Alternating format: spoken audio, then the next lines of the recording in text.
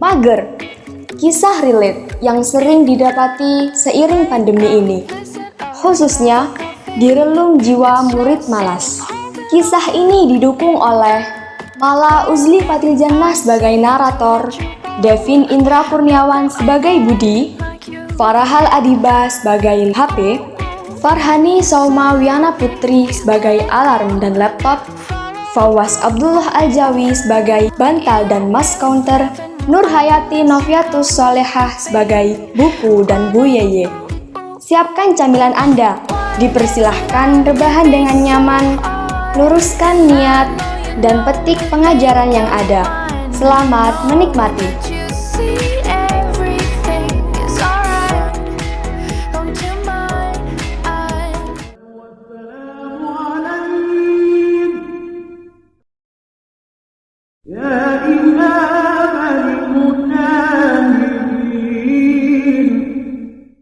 Matahari mulai menampakkan semburat jingganya, yang menurut sebagian orang sebenarnya sangat memanjakan mata untuk dipandang.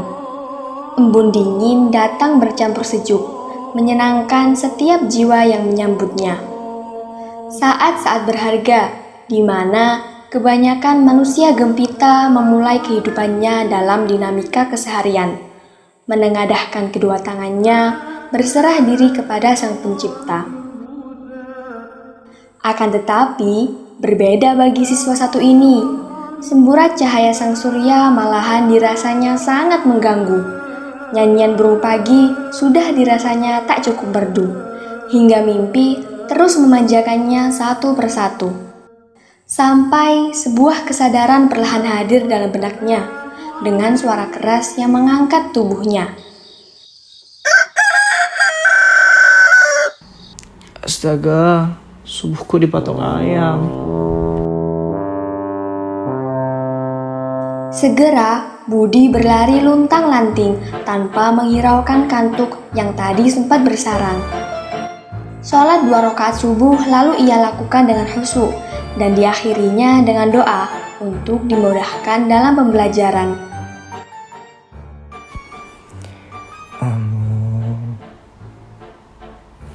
Toh, walaupun kesiangan, setidaknya tetap menjalankan kewajiban kan?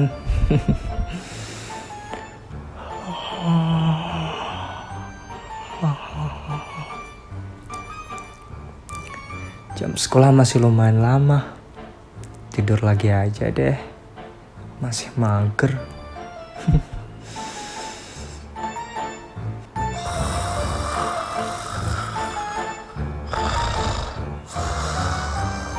Dengan mengakhiri kata sembari tertawa, dia tumbang dan memilih melepas kantuknya dengan pulas.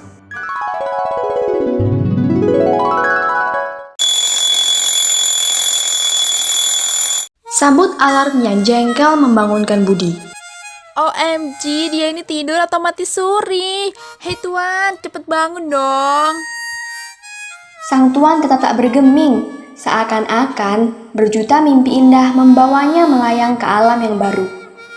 Di sisi lain, bantal menggerutu tak jelas akibat bau tajam dari cairan yang menjijikkan itu telah memenuhi tubuh utamanya. Air liurnya baru aja kemarin dicuci. Kok sudah kotor lagi?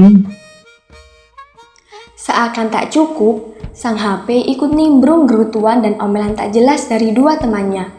Dia menggosipkan tuannya yang memaksanya begadang sampai lelah. Lihat ini, betapa hitamnya kantung mataku. Panda aja rasanya kalah. Dipakai sampai baterai tak bersisa. Saat masih diisi baterai pun, aku masih dipaksa sampai baterai penuh lagi. Dia tidak pernah tidur dengan baik. Tuan keterlaluan ya. Masa kita diperlakukan seperti barang? Ya tapi kan emang kita barang. Iya, tapi perlakuan tuh sudah keterlaluan. Masa bisa-bisanya aku?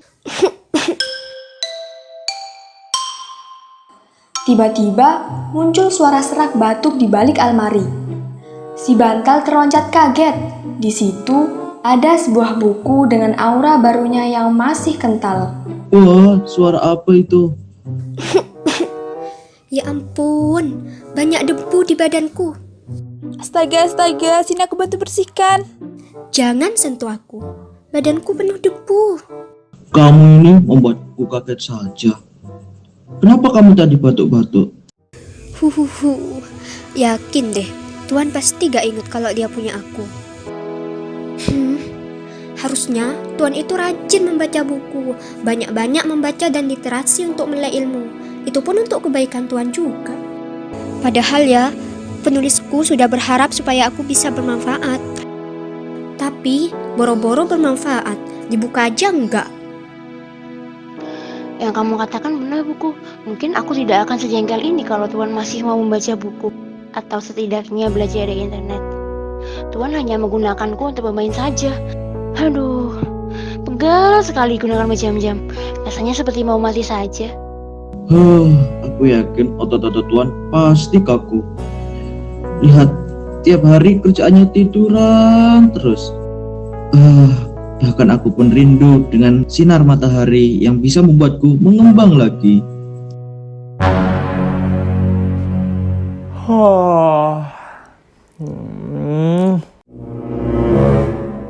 Si Tuan merasa sedikit terusik dari alam mimpinya.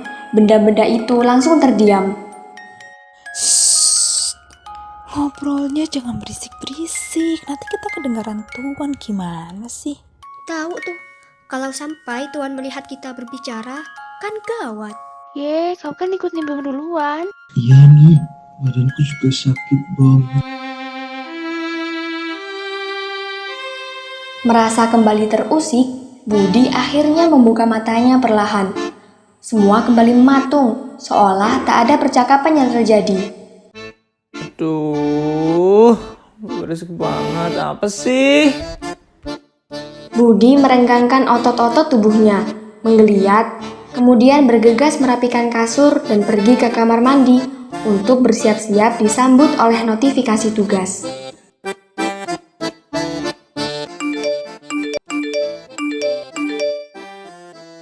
Ya elah, tugas buat makalah lagi. Gak bosen apa ngasih tugas terus? Mana lagi mager banget. Ntar aja deh.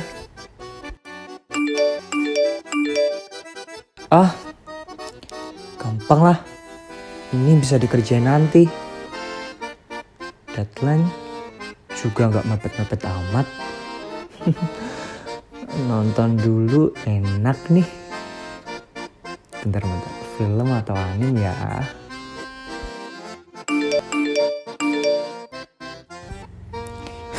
Walah, gampang banget, tinggal ngerangkum doang.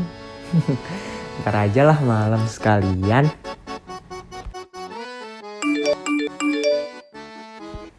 Waduh, nanggung banget, udah siang lagi ngantuk-ngantuknya.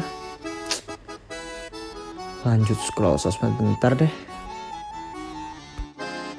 Si HP yang sudah berhari-hari dipaksa on tanpa rehat, akhirnya merasa telah mencapai batasnya. Lah, sialan. Kenapa nih?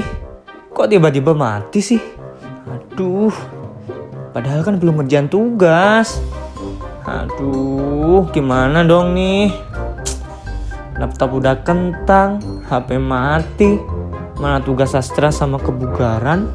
Deadline-nya besok pagi. Aduh, gawat. Sementara itu, di balik pintu almari kayu, Buku mengajak ngobrol laptop yang telah lama kaku terdiam bersama tumpukan buku paket lain yang tak pernah tersentuh. Hei laptop, kau dengar itu? Dia menyebutmu kentang. Biasalah, aku sudah tidak peduli. Dia membuatku seperti ini karena game online dan semua koleksi animenya. Sepertinya nasib semacamku ini juga akan dialami si HP. Keadaan panik saat itu membuatnya dengan cepat bergegas pergi menuju counter seberang yang jaraknya cukup jauh dari rumahnya. Berharap HP-nya dapat segera hidup kembali. Namun apalah daya. Aduh, siang bolong gini, semoga aja counter seberang masih buka. Mana mendung lagi. Sesampainya di counter, Jadi, HP saya bisa diambil kapan, Mas? Harus segera nih. Besok pagi saya buat sekolah lagi. Penting banget. Waduh deh, agak lama ini pengerjaannya. Ini sering dipakai ya? Wah, kalau begini, besoklah jadinya. Ya udah, oke deh. Makasih ya, Mas. Pulang bersama derasnya hujan dan angin sore. Rupanya hari berlalu dengan sangat cepat. Fisiknya kini tengah berada di puncak kelelahan. Otak dan mata yang terus ia paksa untuk ikut begadang bersama game dan sosmednya semalam, rasanya ingin terlelap saat itu juga. Sesampainya di rumah, Udah malam aja nih. Mana ngantuk banget, pengen merem. Besok habis ambil HP di counter, ada kegiatan apa ya? seketika Budi teringat bahwa besok adalah deadline pengumpulan tugas di buku paket. Aduh, lupa naruh bukunya di mana. Oke, ayo coba kita ingat-ingat. Di mana? Kayaknya kemarin aku sempat lihat buku itu deh. Terus di mana ya? Jadi pusing. Budi dengan kantung mata hitamnya meraba setiap pojok ruangan dan almari di kamarnya. Tak kunjung menemukan, ia merasa otak dan tubuhnya sudah sangat letih untuk sekedar mencari buku yang terselip. Dengan suasana hujan yang masih saja deras, hilir angin malam yang dingin membuatnya tersuntuk untuk beberapa saat, dan kemudian tertidur pulas. Pikiran yang bercampur aduk tertutupi dengan lelap malam yang tidak disengaja.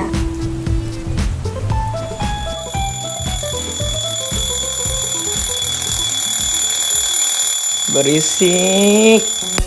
Astaga, kasar banget. Tombol suaraku kan jadi rusak. Wah, gimana ini? Tuan juga belum mengerjakan satupun tugasnya. Tentu saja, suara tangisan alarm hilang ditelan dengkuran tidur pulas tuannya. Tak lama, bantal ikut menggerutu. Air liur dengkuran tuannya tak terbendung. Masih juga jam 10. Kok sudah kotor lagi? Hei bantal, kenapa nasib kita seperti ini ya?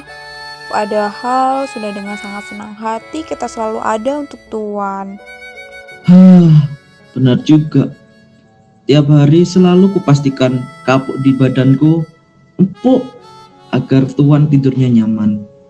Dan setiap saat aku pun selalu bersemangat untuk membunyikan belku agar Tuan tak melewatkan setiap aktivitasnya. Tuan memang tak tahu diuntung. Dia harus belajar bagaimana cara memperlakukan barang-barangnya. Bagaimanapun, kita kan juga perlu dirawat agar tidak mudah rusak. Sama halnya dengan manusia. Dasar Tuan mager. Sudah nasib kita mempunyai Tuan seperti dia. Dia pasti sering tidur saat pelajaran akidah akhlak. Semoga saja dia tersentil pada bab taubat. Keesokan paginya, petang pagi mulai menampakkan sinarnya. Matahari telah menghadapkan dirinya dengan cerah, seolah mengiringi kesejukan embun yang menempel pada dinding kaca. Tak ada angin, tak ada hujan, sinar fajar yang hening tiba-tiba saja mengejutkan Budi yang masih saja terlelap. Jam berapa ini? Astaga, udah masuk jam kelas pertama. Aduh, telat banget. Kok alarmnya nggak bunyi sih? Kan aku jadi kesiangan. Menyadari bahwa ia telat melakukan absensi sekolah, dengan paniknya Budi merabakan jarinya di setiap penjuru kamar untuk menemukan ponselnya. Seakan tersengat listrik, Astaga, ponselku sedang diperbaiki. dia baru ingat bahwa ponselnya error. Tak ingin menunggu lama, ia segera bersiap-siap untuk mengambil ponselnya dari counter. Setelah kembali ke rumah dengan terengah-engah, notif demi notif masuk menyerbunya. Tak lain dan tak bukan, tentu saja tagihan tugas telah menumpuk menunggu untuk dikerjakan.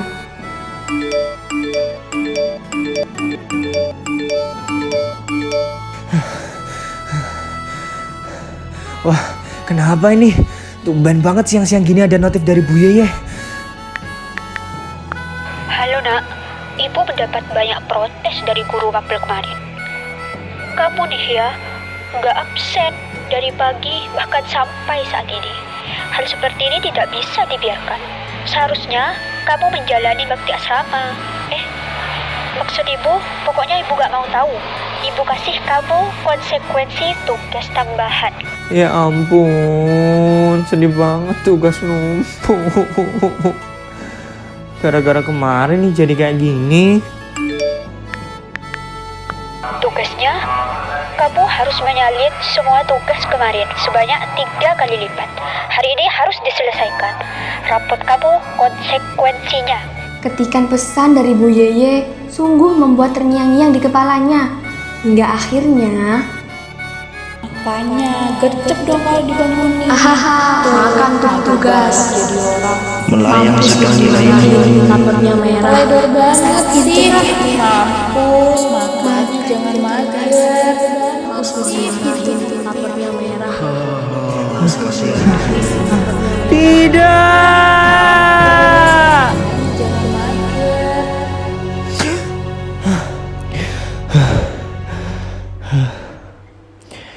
Ternyata cuma mimpi. Astaga. Aduh, udah jam 7 pagi. Waktunya absen, nanti terlambat sekolah. Budi terbangun dengan keringat bercucuran dan badan lemas. Mimpi buruk itu terasa sangat nyata. Baginya, tak ada yang lebih menyeramkan dibanding kegiatan yang sangat berantakan, sehingga membuatnya keteteran. Terlebih lagi, nilai rapot yang terancam. Sejak hari itu, ia mulai menyadari keteledoran yang sering kali dilakukannya. Hidup sebagai siswa di masa pandemi seperti ini memanglah bukan suatu hal yang mudah, tetapi justru itulah yang menjadi tantangannya. Bagaimana kita ditantang untuk mampu bertanggung jawab terhadap apa yang kita punya. Di dunia ini, tak banyak tumbuhan beruntung yang bisa hidup dalam pot. Namun, di luar sana, sebuah kaktus liar bahkan dapat dengan sangat baik tumbuh di tengah gersang. Ia mampu menggunakan akarnya yang panjang, menjelajahi panasnya tanah gurun hingga mata air terdangkal. Jika sudah tersedia jalan, maka manfaatkan. Jangan pernah biarkan hama malas menyerang. Jadi, kamu hidup sebagai tumbuhan yang mana? Sekian persembahan drama radio kami. Semoga banyak buah pelajaran yang dapat dipetik. Kami pamit undur diri. Terima kasih atas perhatiannya. Wassalamualaikum warahmatullahi wabarakatuh.